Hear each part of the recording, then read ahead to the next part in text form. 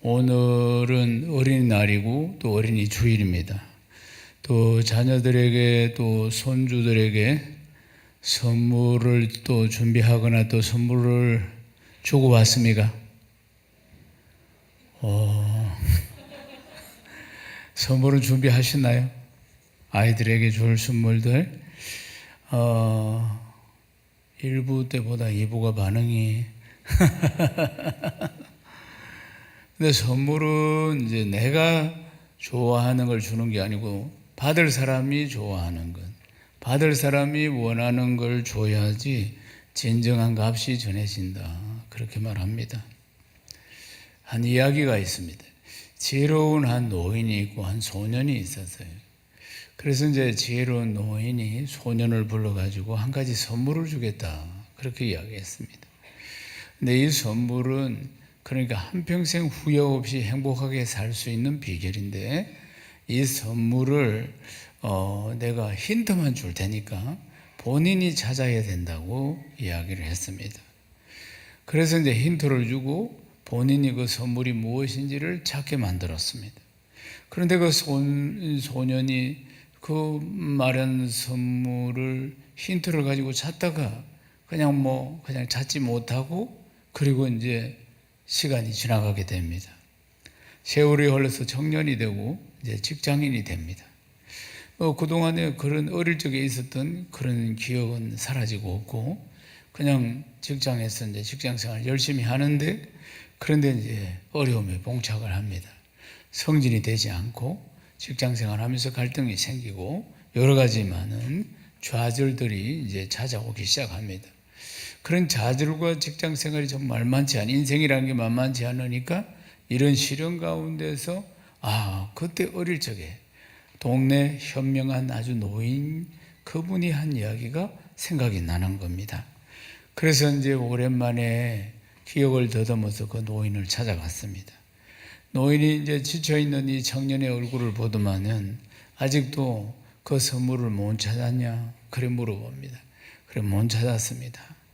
그러면 내가 그 선물을 찾을 수 있도록 좀 더 적극적인 힌트를 주겠다고 이야기했습니다.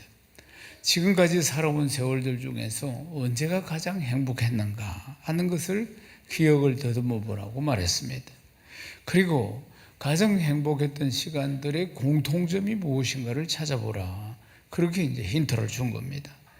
그래서 이제 이 현명한 노인의 말을 듣고 자기 인생에 그러니까 행복했던 순간순간들을 기억을 찾아보니까 공통점이 뭐냐면은 그 공통점이 그 순간순간 행복했던 시간들이 바로 현재라는 시간이었다는 겁니다.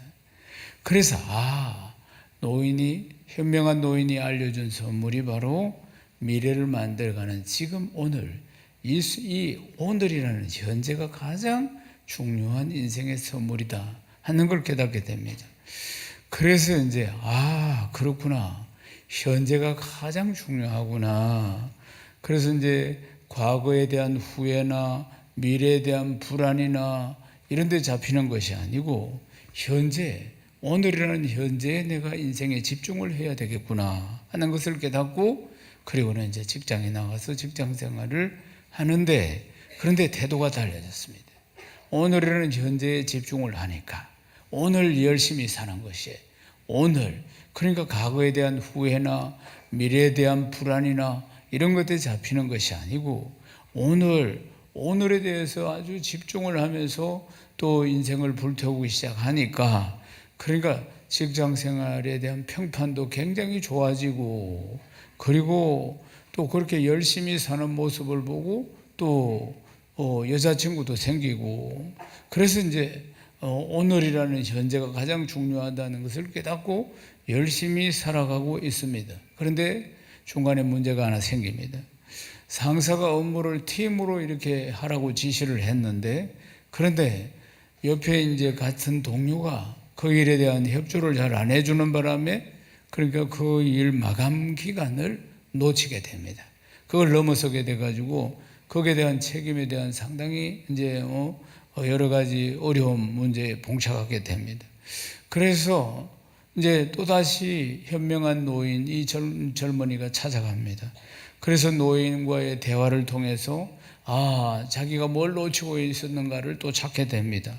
그래서 이제 어떻게 앞으로 대응을 해야 되는가 이제 깨달음을 얻고 직장으로 돌아가서 적용을 하게 됩니다.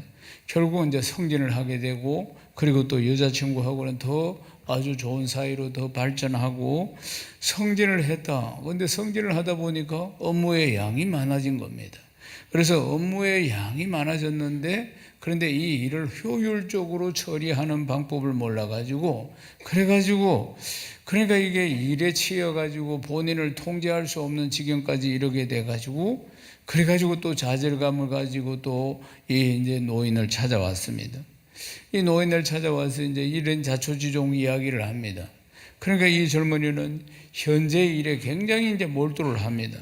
또 과거의 일을 통해서 배우려고 그 과거의 일을 통해서 애쓰고 있고, 또 과거의 잘못에 대해서 얽매이지 않는 삶을 살고 있지만은 하나 놓친 게 뭐냐면은 미래에 대한 계획을 세워야 한다는 부분들을 놓치고 있었던 것입니다. 그래서 이제 현명한 노인의 이야기를 듣고 다시 직장으로 돌아가서 이제 아침마다 하루하루 계획을 세워가지고, 그래가지고 이제 뭐 현재에도 충실하면서 미래에 대한 계획을 세우고 과거의 일을 통해서는 교훈을 받고, 그러면서 이제 아주 이제 하루하루를 굉장히 이제 멋있게 살아가면서 이제 직장에서도 인정을 받고 또 승진하고, 또 여자친구와는 약혼도 하고 그 뒤에 결혼도 하고, 이런 아주 뭐 행복한 시간들을 보내게 됩니다. 그리고는 이제 세월이 흘러서 이 현명한 노인은 세상을 떠나고, 그리고 이 젊은이도 세월이 흘러서 노인이 되었다는 겁니다.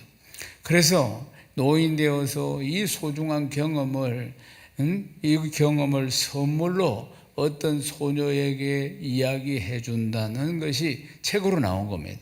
이 책의 저자가 누구냐면 스펜스 존슨인데, 누가 내 치즈를 옮겼는가? 수년 전에 굉장히 이제 빅히트를 쳤던 책인데, 누가 내 치즈를 옮겼는가의 이 유명한 저자인 스펜스 존스가 선물이라는 책에 이런 내용이 나옵니다. 그래서 영어로 선물이 뭐냐면 프레젠트입니다. 프레젠트는 선물 또는 현재, 이런 뜻을 가지고 있는 것입니다. 그러니까 이 책에서 이야기하는 소중한 선물은 오늘이라는 현재라는 것입니다. 사랑하는 여러분, 우리는 현재 속에 살아가고 있습니다. 오늘 현재는 어떻습니까? 이 귀하고 복된 예배 자리에 와 있습니다.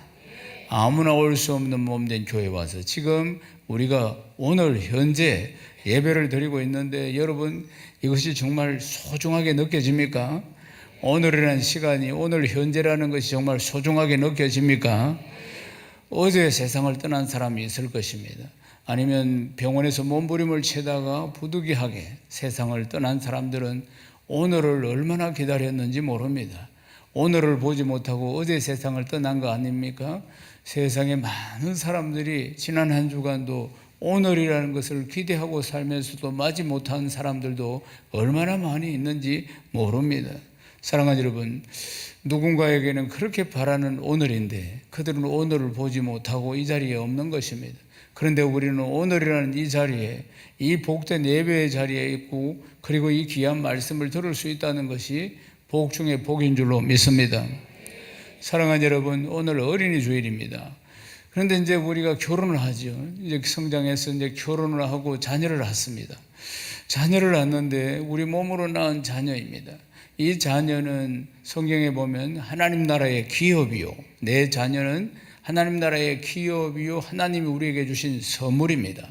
귀한 선물입니다. 오늘 말씀의 제목이 선물이에요.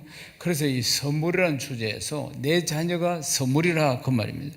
그런데 내 자녀가 하나님께서 나에게 주신 선물인데, 그러나 그것은 내 소유가 아니라는 것입니다.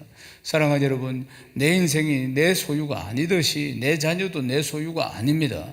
그리고 하나님의 소유예요. 우리의 몸은 우리 것입니까? 아닙니다. 하나님의 성전입니다. 하나님의 것이라 그 말입니다. 사랑하는 여러분, 우리가 이제 이 내 자녀를 하나님께서 나에게 주신 선물을 우리는 하나님의 뜻대로 잘 양육해야 할 책임이 있다는 것입니다. 하나님 뜻대로 이 자녀가 잘 크도록 우리가 양육해야 되는데, 그런데 정말 자식 농사 자기 마음대로 되지 않습니다. 콩 심은 데 콩 나고 팥 심은 데 팥 나는데 자식 농사는 그렇지 않습니다. 제가 어릴 적에 우리 동네에 교회가 있었습니다. 저는 그 교회를 다니지 않고 좀 떨어져 있는 이제 우리 교회를 태어날 때부터 다녔습니다. 근데 우리 동네에 교회가 자그마한 교회가 하나 있었어요. 거기에 이제 목사님의 아들이 있는데 우리보다 2살 어렸습니다. 한 초등학교를 같이 다니는데 이 2살 어린 얘가 얼마나 별났던지 초등학교 4학년 때 학교에서 퇴학을 당했습니다. 그 사이에 도둑질을 많이 해가지고 그 경찰서도 많이 가고 그렇게 해서 이 초등학교 때 퇴학을 당했다 그 말입니다.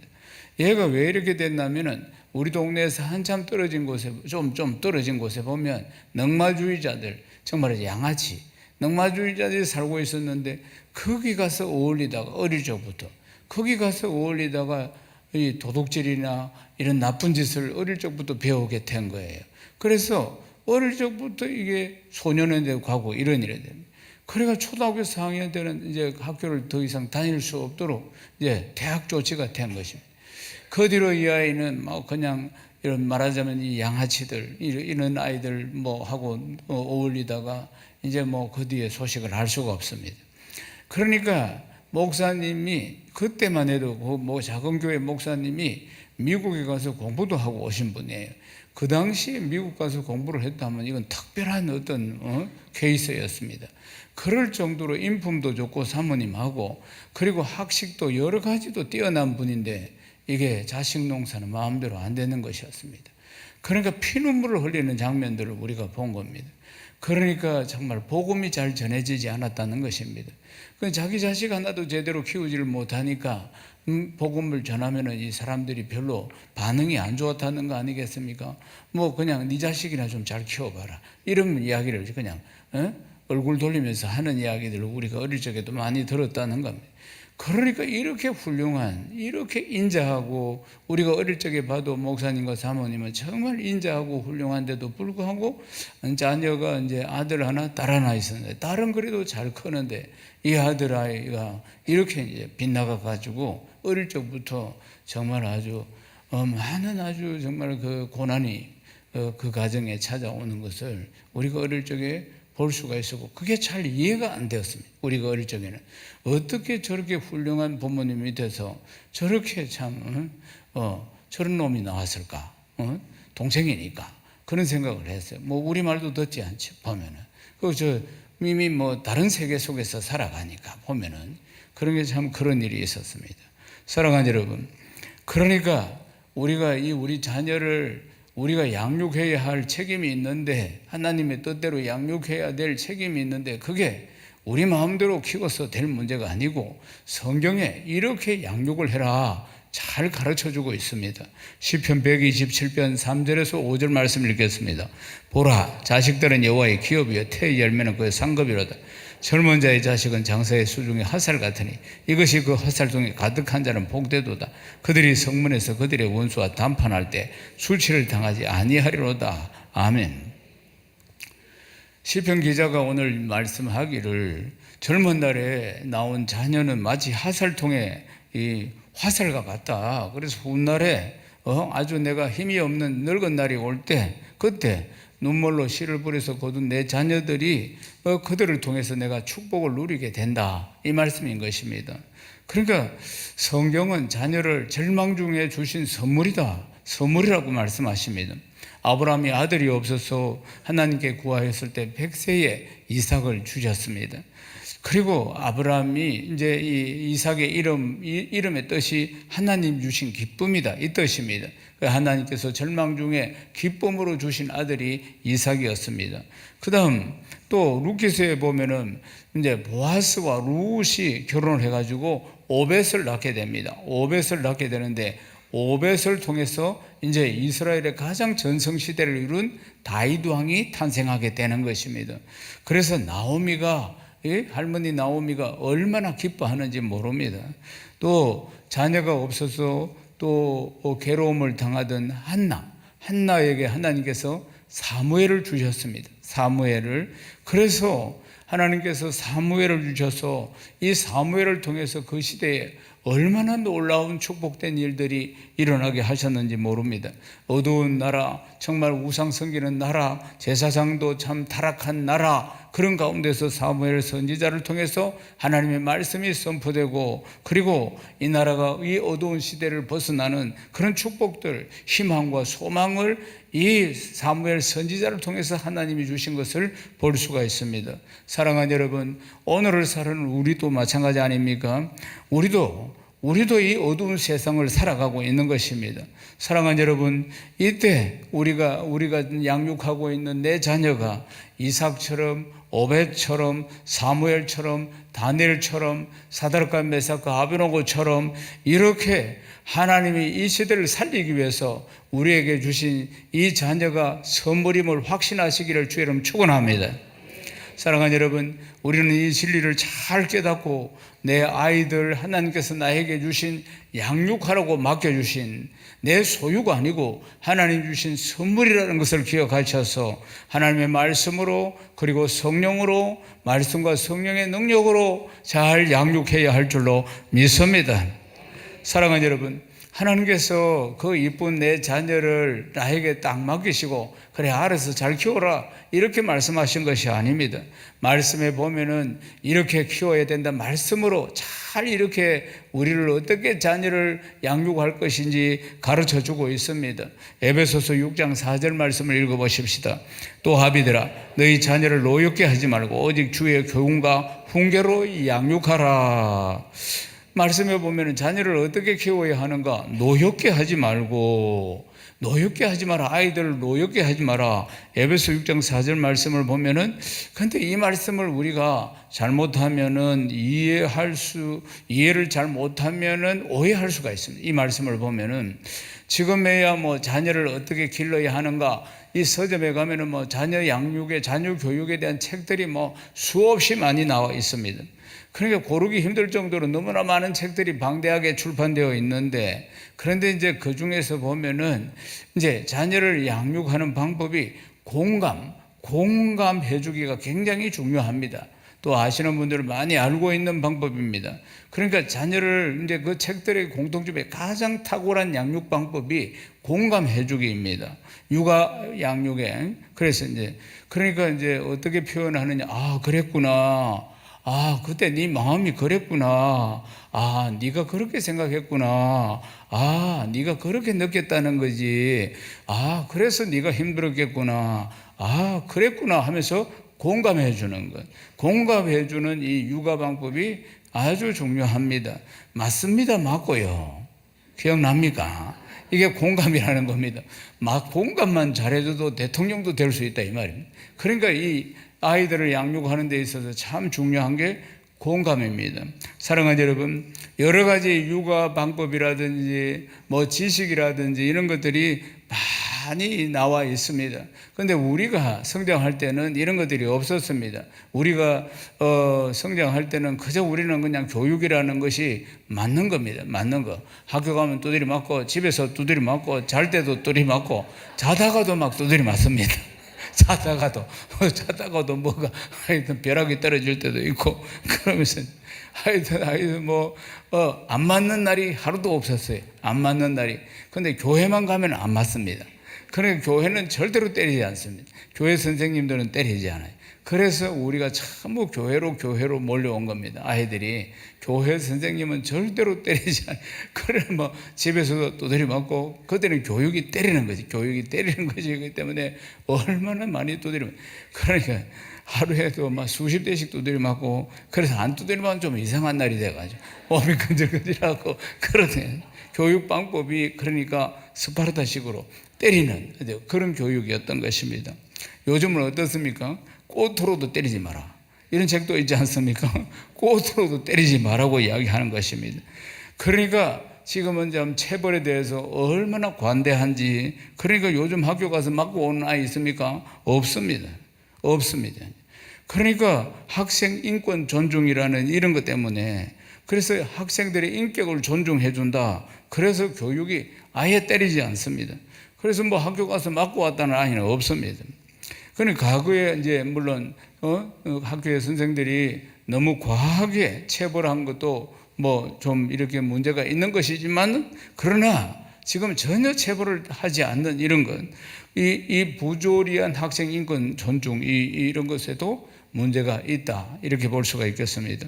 사랑하는 여러분, 그러니까 이러한 정서와 가치관 속에서 너희 자녀를 지금 노엽게 하지 말라, 이 말씀이 인격적으로 잘 권하여서 대하라는 이런 뜻과 체벌하라는 말이 대치되게 이렇게 들려옵니다.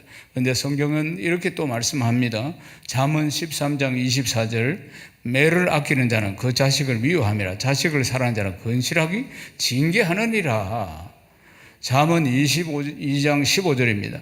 아이 마음에는 미련한 것이 얽혔으나 징계하는 채찍이 이를 멀리 쫓아내니라. 채찍을 때려라, 이런 말씀입니다. 그러면 미련한 것이 마음속에 사라진다, 그 말입니다. 잠언 23장 13절 14절입니다. 아이를 훈계하지 아니치 말라. 채찍으로 그를 때릴지라도 죽지 아니하리라. 그를 채찍으로 때리면 그 영혼을 음부에서 구원하리라. 채찍으로 시체를 때려도 안 죽는다, 이 말입니다. 그러니까 그래, 훈계하지 않으면 채찍으로 그를 때리지라도 죽지 아니하리라. 그를 채찍으로 때리면 그 영혼을 음부에서 구원하리라. 이렇게 성경은 말씀합니다. 잠언 29장 15절로 읽어봅시다. 채찍과 꾸지람이 지혜를 주거늘 임의로 하게 버려두면 그 자식은 어미를 욕되게 하느니라. 그렇게 성경은 말씀하고 있습니다. 그러니까 자녀를 노엽게 하지 말라, 이 말씀과 잠언에 나오는 채찍으로 훈계하라, 이 말씀은 창과 방패처럼 들려오는 것입니다. 우리는 자녀를 노엽게 하지 말라, 이 말씀을 바르게 이해하기 위해서 성경을 이렇게 우리가 찾아봐야 하는 것입니다. 에베소서가 중요합니다. 에베소서의 문맥의 흐름을 보면 이렇습니다. 바울이 에베소 교회 성도들에게 이렇게 행해야 된다, 여러 차례 이제 이야기를 합니다. 4장 1절 보면은, 에베소서 4장 1절에 보면 하나님의 부르심에 합당하게 살아야 한다, 에베소 교인들에게 이렇게 이야기합니다. 그리고 4장 17절에 이방인들처럼 살지 말아야 한다, 또 이렇게 교훈합니다. 5장 2절에 사랑 가운데서 행해라, 이렇게 말씀하고 5장 8절에 빛의 자녀들처럼 행해라, 이렇게 촉구를 합니다. 마지막으로 5장 15절 16절에 지혜 없는 자같이 하지 말고 지혜 있는 자같이 하여 세월을 아끼라, 이렇게 결론처럼 이야기를 해줍니다. 지혜 없는 자같이 하지 말고 지혜 있는 자같이 해서 세월을 아끼라. 그러니까 이방인들처럼 지혜 없는 자같이 하지 말고 그렇게 살면 안 되고, 우리가 부르심에 합당한 사람으로서 주님의 사랑 안에서 빛의 자녀같이 지혜가 뭐냐? 세월을 아껴야 한다. 세월을 아낀다는 것은 시간을 구속하라, 이 뜻입니다. 악으로부터 그러니까 자유롭게 하라. 그러니까 악한 것들이 우리를 구속시키니까 거기에 말려들면 안 된다, 그 말입니다. 그러니까 이게 더 쉽게 풀이하면은 죄 짓는 데 시간을 사용하지 마라, 이 말씀인 것입니다. 그러니까 죄 짓는 데 시간을 사용하지 않도록 해라. 지혜 없는 자같이 하지 말고 지혜 있는 자같이 세월을 아끼라. 죄 짓는 데 시간 사용하지 마라, 이 말씀입니다. 이해가 되면 아멘 하십시오. 그러면서 시간을 어떻게 써야 하는가, 그 이야기 속에 에베소서 5장 18절을 말씀합니다. 술 취하지 말라, 이거 방탕한 것이라 오직 성령으로 충만함을 받으라. 그러니까 술이 취한다는 건 뭡니까? 술이 딱 사로잡았습니다. 그래서 분별력이 떨어지고 이해력이 떨어지고 판단력이 떨어지고 모든 것이 이제 술에 쩔여가지고 마비가 되는 것 아니겠습니까? 그래서 이 세상의 정욕을 쫓아갑니다. 육신의 정욕과 안목의 정욕과 이 세상의 자랑 막 쫓아가는 것입니다. 그러면은 하나님의 백성답게 살지 못한다, 그 말입니다. 그래서 성경은 술 취하지 말라, 이건 방탕한 것이니 성령으로 충만하라. 성령으로 충만하라. 술 취한 사람은 술로 가득 채웠기 때문에 술에 사로잡히게 되는, 우리는 성령으로 충만해서 성령이 가득 차서 성령에 사로잡혀 살아야 한다, 이 말씀입니다. 믿습니까? 그래서 성령이 충만해서 성령의 다스림 속에 우리가 살아야 한다는 것입니다. 그래야만이 하나님이 우리를 만드신 목적을 따라서 우리가 살아갈 수 있다는 것입니다. 할렐루야. 이 맥락에서 네 자녀를 노엽게 하지 말라, 이 말씀을 우리가 살펴보아야 하는 것입니다. 다시 에베소서 여러분 6장 1절에서 4절을 읽어보십시다. 자녀들아, 주 안에서 너희 부모에게 순종하라. 이것이 옳으니라. 네 아버지와 어머니를 공경하라. 이것은 약속 있는 첫 계명이니 이로써 네가 잘되고 땅에서 장수하리라. 또 아비들아, 너희 자녀를 노엽게 하지 말고 오직 주의 교훈과 훈계로 양육하라. 1절에서 4절 말씀을 보면 네 자녀를 노엽게 하지 말라, 이 말씀을 살펴보면은 부모가 감정대로 자녀를 대하지 말고 거룩한 백성으로 자녀들이 주어진 삶을 잘 살아갈 수 있도록 교훈과 훈계로 양육하라, 이 말씀인 것입니다. 사랑하는 여러분, 내 자녀를 교훈과 훈계로 잘 양육해야 한다. 할렐루야. 그렇게 하면 이 땅에서도 하나님이 주신 축복을 마음껏 누리면서 내 자녀가 살아가게 될 것이다 하는 것입니다. 사랑하는 여러분, 이 어두운 세상에 내 자녀를 하나님께서 선물로 주신 이유가 뭐겠습니까? 내 자녀를 잘 양육해서 잘 교육해서 하나님 나라의 역사의 주역으로 세우는 것입니다. 이것이 이제 우리가 양육하는 목표인 것입니다. 사랑하는 여러분, 참 내 자녀를 해산의 수고를 하면서 이제 하나님께서 이렇게 선물로 주셨습니다. 그러면 이 이야기를 갖다 하나님께서 우리에게 자녀를 선물로 주셨는데 우리가 양육을 하기가 실제로는 참 쉽지 않습니다. 자녀 농사가 쉽지 않다, 그 말이에요. 그러면은 왜 쉽지 않은가? 성경을 거슬러서 쭉 올라가 봅니다. 하나님께서 천지를 창조하십니다. 그리고 이제 흙으로 사람을 빚으시고 그 안에 생기를 훅 불어넣어서, 그리고는 이제 아담과 하와를 딱 만드셨습니다. 그리고 하나님의 형상대로 창조하시고 에덴 동산에 살게 하시면서 온 천지 만물을 생육하고 번성하고 충만하고 정복하고 다스리라, 그러면서 다스리는 축복권을 주십니다. 그러니까 이제 아담과 하와는 죄짓기 전에, 범죄하기 전에 하나님의 대리 통치자가 된 것입니다. 대리 통치자라입니다. 하나님이 통치자이지 그들은 대리 통치자로서 생육하고 번성하고 충만하고 정복하고 다스리는 그런 축복을 받았는데, 그들이 대리 통치자라는 사실을 기억하도록 선악과는 절대로 따먹지 못하도록 한 것입니다. 그런데 사단이 살살 부추겨서 속여가지고 그것 따먹으면 눈이 밝아져가지고 하나님처럼 된다고 하니까 그 유혹에 넘어가서 그들이 결국 죄를 짓고 에덴 동산에서 쫓겨납니다. 사랑하는 여러분, 그때부터 고난과 고통이 찾아오기 시작했습니다. 창세기 3장 16절 읽어보십시다. 또 여자에게 이르시되 내가 네게 임신하는 고통을 크게 더하리니 네가 수고하여 자식을 낳을 것이며, 이렇게 수고해서 큰 고통 속에서 자식을 이때부터 낳게 되었다, 그 말입니다.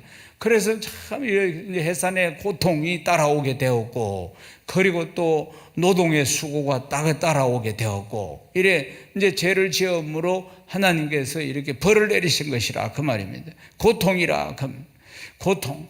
근데 그 고통 속에서 우리가 우리 자녀들을 낳습니다. 그래 하나님이 우리의 선물로 주시는 것이에요. 그런데 우리는 이제 자녀를 고통 속에서 또 출산을 하고, 그리고 참 하나님이 주신 기쁨 속에서 이 선물을 양육하는데, 그런데 이 양육하는 것도 수많은 고통이 찾아온다는 사실입니다.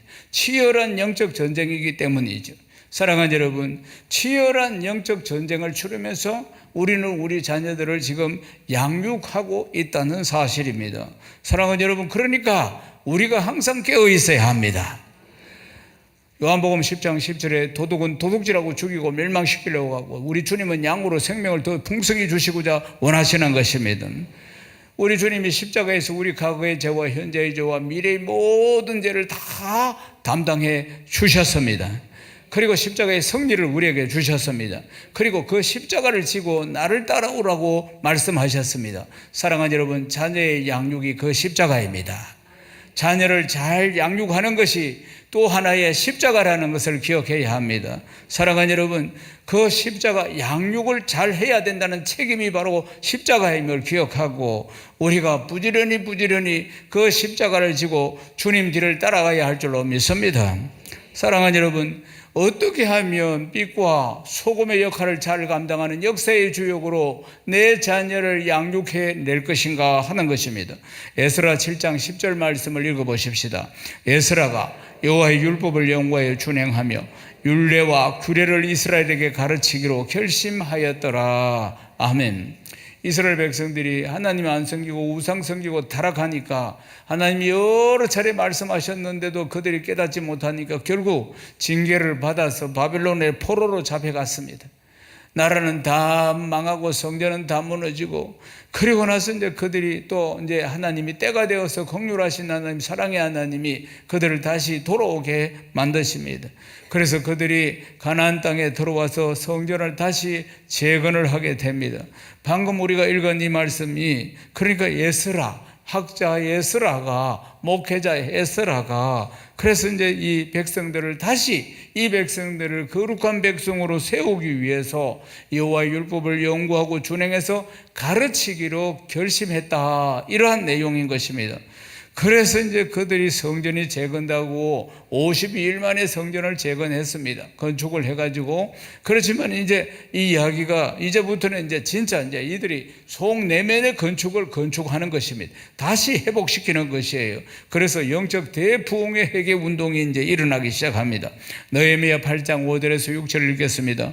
에스라가 모든 백성 위에 서서 그들 목전에 책을 펴니 책을 펼 때 모든 백성이 일어서니라. 에스라가 위대하신 하나님 여호와를 송축하며 모든 백성이 손을 들고 아멘 아멘 하고 응답하고 몸을 굽혀 얼굴을 땅에 대고 여호와께 경배하니라.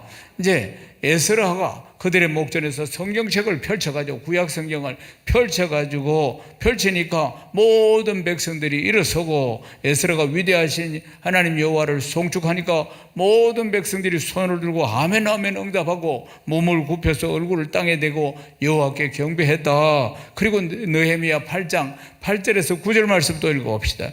하나님의 율법책을 낭독하고 그 뜻을 해석하여 백성에게 그 낭독하는 것을 다 깨닫게 하니 백성이 율법의 말씀을 듣고 다 우는지라. 엎드려서 절하고 경배하고 말씀 앞에서 통곡하며 우는지라. 감격의 감격을 말씀 앞에서. 사랑하는 여러분, 남녀노소 할 것 없이 에스라가 성경을 펼치고 읽으니까 이런 역사가 일어났다는 것입니다. 하나님의 말씀이 선포되기 시작하니까 이런 일이 일어난 것입니다. 사랑하는 여러분, 하나님의 말씀을 자녀들에게 선포하십시오. 아멘이십니까? 사랑하는 여러분, 하나님의 말씀을 자녀들에게 선포해야 하는 것입니다. 그래야지 이 우리 아이들의 영혼이 살아나게 될 줄로 믿습니다. 에스겔의 마른 꼴짝이 뼈대고 같은 그 영혼들도 다 살릴 수 있는 게 하나님의 말씀 아닙니까? 여러분 가정 안에 하나님의 말씀이 왕성하시기를 주의 이름으로 축복합니다. 사랑하는 여러분, 무너진 성전을 다시 세우고 다음 세대에게 하나님 말씀을 가르쳤던 에스라처럼 우리도 다음 세대를 위해서 양육하고 말씀을 가르쳐야 합니다. 아멘이십니까? 교회에서도 가르쳐야 하고 그리고 집에서도 가르쳐야 하는 것입니다. 우리에게 하나님이 선물로 주셨습니다. 이 자녀를 선물로 주셨는데 다른 세대를 만들면 안 되는 거 아니겠습니까? 다음 세대, 믿음을 계승하는 다음 세대를 양육해내야 하는 것입니다. 아멘이십니까? 2024년 올해 3월에 목회 데이터 연구소에서 이제 많은 데이터를 가지고 발표하는 곳이 있는데, 목회 데이터 연구소라는 곳이 있습니다.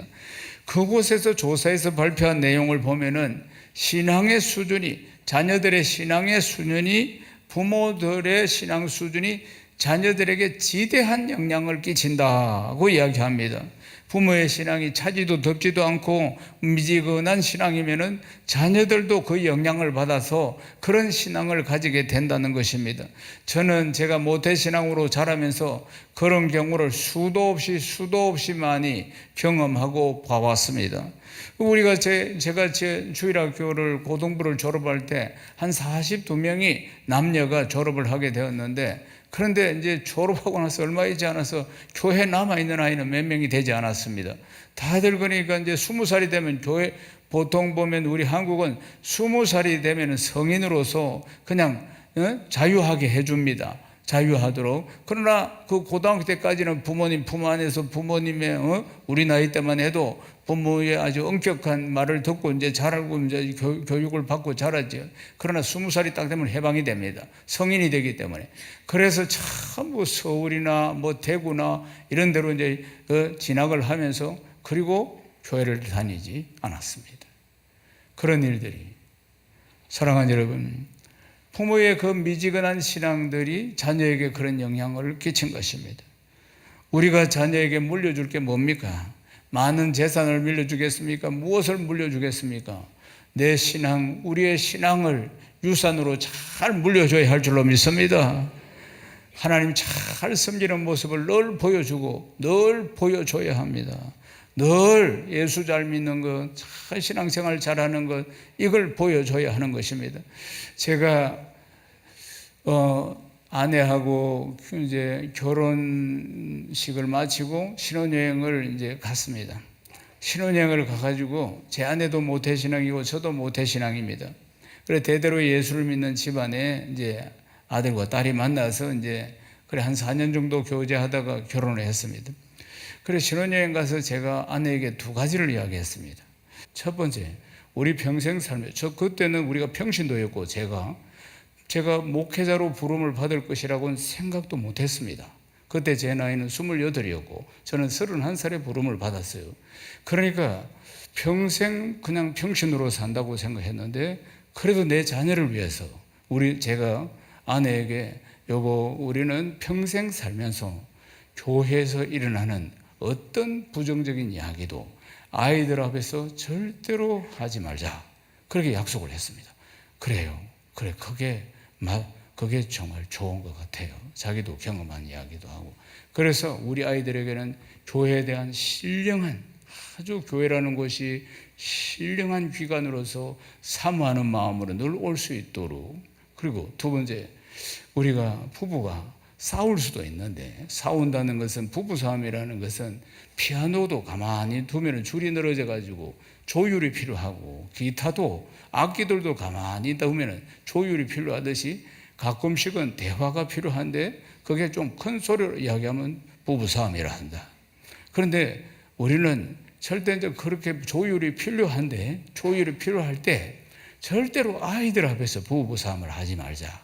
절대로 아이들한테는 엄마 아빠가 평생 행복하게 살아가는 모습만 보여주자. 그리고 아이들이 없을 때 다 쉘빠부자. 그 이야기는 안 했어요. 그러니까 웃으라고 하는 이야기입니다. 그러니까 아이들이 없을 때 그때 우리가 뭐 싸울 일이 있으면 싸우고 그렇게 하자. 근데 싸울 때 그때 지금 아이들을 학원을 보낼 거냐 말 거냐, 이런 문제로 우리가 지금 의견 충돌이 일어났다. 그러면 이 문제 하나만 가지고 이야기를 해야지 감정이 올라온다고 밀린 숙제 한번 해볼까? 이러면서 빨래를 다 꺼내면 안 된다. 지나간 세월들 걸 뭐 다 꺼내가지고 그냥 신혼여행 가가 발 밟은 것까지, 신혼여행 가가지고 아이 주스 안 사준 거 그것까지 다 이야기해가지고 밀린 숙제를 다 하려고 하면은 3차 대전이 일어난다. 그러니까 그러지 말고 부부싸움을 하더라도 당면한 문제, 요거 하나만 가지고 이야기하도록 약속하자. 그리고 우리가 지금까지 그 약속을 지키며 살고 있습니다. 그러니까 어떤 일이 일어났느냐. 그러니까 이제 아들은 이제 신학을 해가지고 이제 학부 때부터 이제 대학 때 1학년부터 신학과를 갔으니까, 그러니까 부모가 여하튼 행복하게 부모가 사는 모습을 보고 제 아들은 저 교육 전도사 시절에 24살에 장가를 갔습니다. 24살에 장가를 간 이유는 그때 이제 이 두 날개 사역으로 많이 이제 너무너무 일이 많으니까, 그러니까 사역이 너무 많으니까 아이를 이제 이 성인이지만 돌봐줘야 되는데 돌봐줄 시간이 없는 거예요. 뭐 미국에도 가고 막 각 나라도 가고 집중훈련을 한다고 이렇게 가고 하니까 돌볼 시간이 없어요. 대학원 신학생인데 돌볼 시간이 없어요. 그래서 돌볼 짝지를 구해가지고 결혼을 시키는 게 좋겠다. 그래가지고 우리가 이제 결혼을 시킨 겁니다. 딸은 25세 결혼했습니다. 딸. 그러면 부모가 막 내치고 받고 싸우고 산이 몬산이 이랬으면 그들이 결혼을 그렇게 빨리 하겠습니까? 아이고, 결혼 골차보다 결혼 골차. 그렇게 했을 거 아니겠어요? 그러니까 여하튼 그런 일들이 일어났습니다. 사랑하는 여러분, 자녀들에게 항상 신앙의 본을 보여줘야 합니다. 신앙생활 나를 본받으라 이렇게 말할 수 있어야 하는 것입니다. 사랑하는 여러분, 항상 믿음의 본을 보여주고, 그리고 이 아이들을 빛과 소금의 역할을 잘 감당하고 역사의 주역으로 우리가 양육을 해야 하는 것입니다. 그래서 우리 집안을 명문가문으로 세워야 합니다. 자자손손 하나님 앞에 영광을 돌리는 명문가문으로 우뚝우뚝 우리 모든 성도들의 가정들이 세워지기를 주님의 이름으로 축복합니다. 사랑하는 여러분, 부모님들이 성숙한 신앙을 소유하고 그리고 자녀들을 잘 양육해서 다음 세대가 역사의 주역으로 세워지는 복된 날들이 속히 오기를 주님의 이름으로 축원합니다. 축원합니다. 하나님께 영광입니다.